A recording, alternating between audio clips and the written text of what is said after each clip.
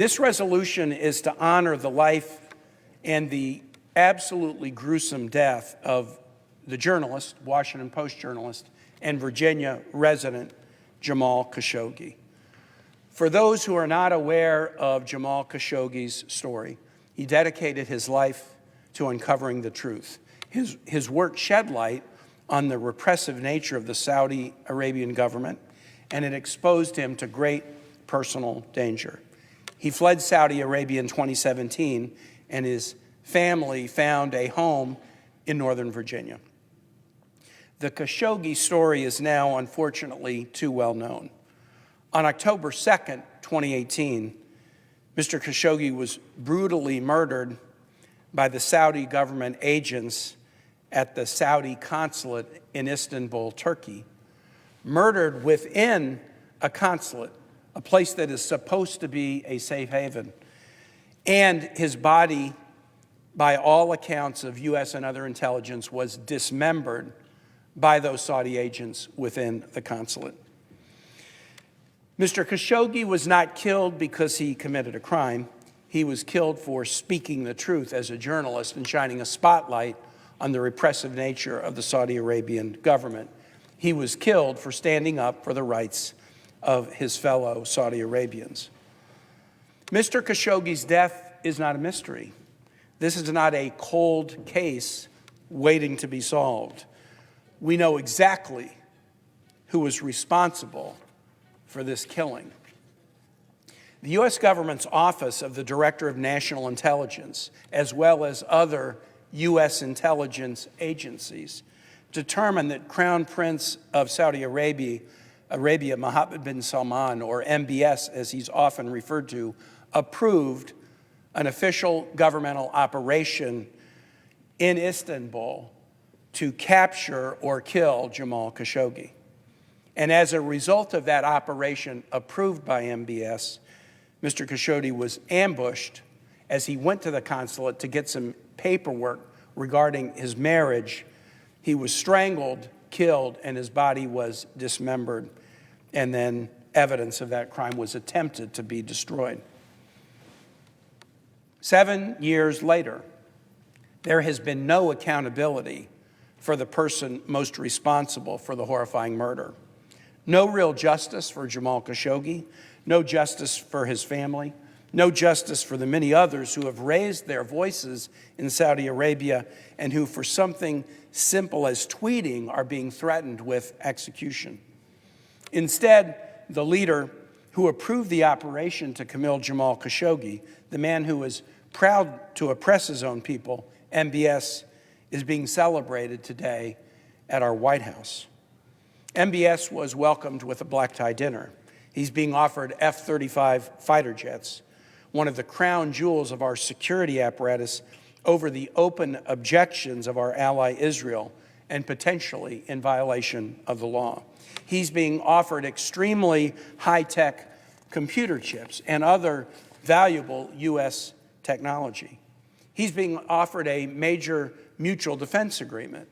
It is frankly outrageous to me that the President of the United States would assert that American service members should put their lives on the line to defend the oppressive regime in Saudi Arabia.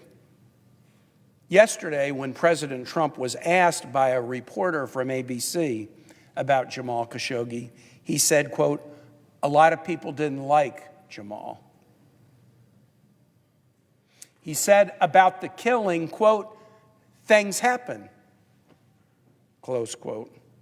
Things like a gruesome strangling in an embassy and the dismembering of a body of a journalist for the Washington Post with a bone saw. Things happen. And then our president threatened ABC's broadcast license because the reporter had the audacity to ask him a question he didn't like. I've said it many times, and I'm going to say it again.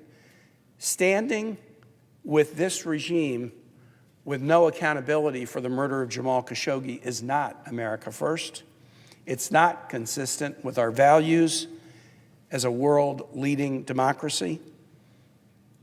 I was very vocal in my frustration about this matter, not only during President Trump's first term, but also during President Biden's term. When President Biden visited Saudi Arabia in 2022 and fist bumped with MBS, I was vocal in my dissatisfaction.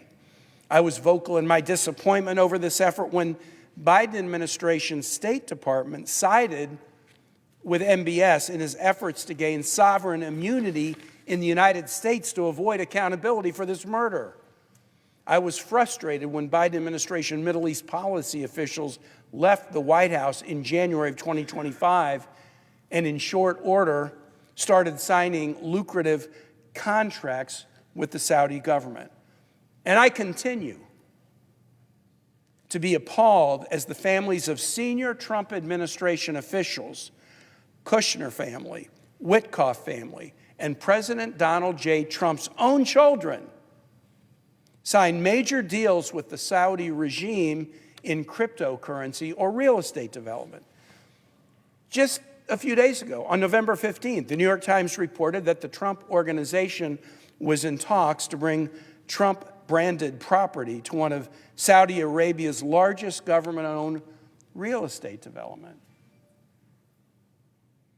And I have huge questions, as I think many Americans do, about whether the intertwining of cryptocurrency or real estate deals is behind the president's casual reference to things happen to whitewash and excuse the assassination and dismembering of a Washington Post journalist who lived in my state.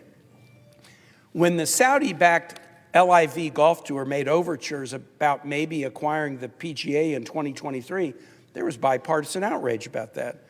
But I've heard little outrage from any of my colleagues on the other side of the aisle regarding MBS's visit. Is the PGA more important or worth raising concerns about than the transfer of F-35 jets to Saudi Arabia? Shouldn't we ask, what is the Trump administration's priority? Is it democracy? Is it human rights? Is it national security? Or is it real estate or cryptocurrency deals that benefit family members of those in the administration? Why is the administration willing to move so far to accommodate this regime, this individual that our own intelligence agencies have said is responsible for the murder of a Washington Post journalist who lives in my Commonwealth? What is the United States getting from offering MBS all of this? Or is the United States getting anything?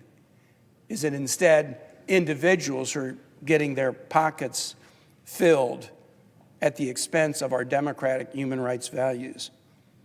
Standing with Saudi Arabia against the interests of the American people, against our national security, against our human rights proclamations, against the security of our ally Israel, and against the freedom of the press right here at home is unconscionable.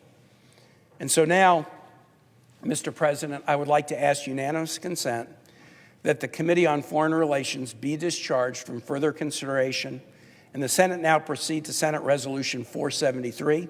Further, that the resolution be agreed to, the preamble be agreed to, and that the motions to reconsider be considered made and laid upon the table. Is there objection?